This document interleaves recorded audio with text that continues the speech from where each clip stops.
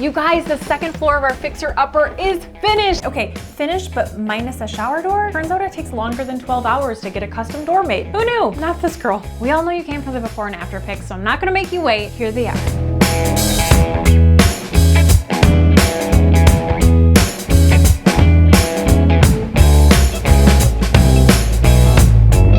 That was really fun, wasn't it? Don't worry, more pics to come, but first I want to give you some of my remodeling insights for any of you thinking on taking on a major remodeling project. So let's rewind to July 2020 when we first purchased this Milwaukee bungalow. Basically, we're opening up this area to do a big den. So this is our teeny tiny bathroom. Check out this unfinished space. Part of it will likely go to the second bedroom, and a lot of it will go to extend the master bedroom. This upstairs was finished-ish.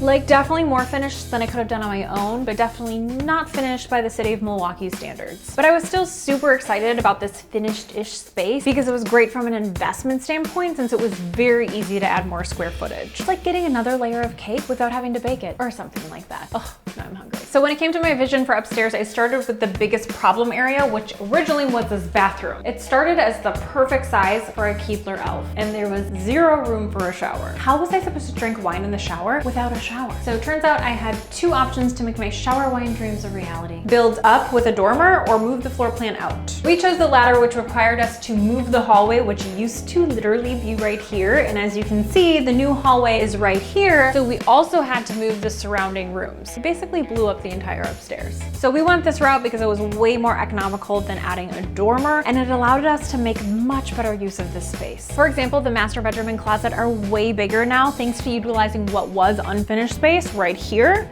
and right here.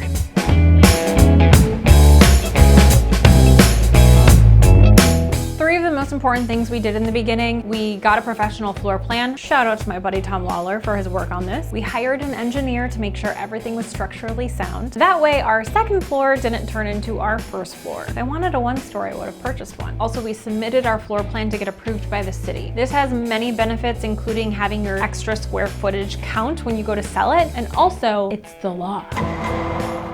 And is the only reason we're walking back down this hallway so I can show off this exposed brick? Absolutely yes.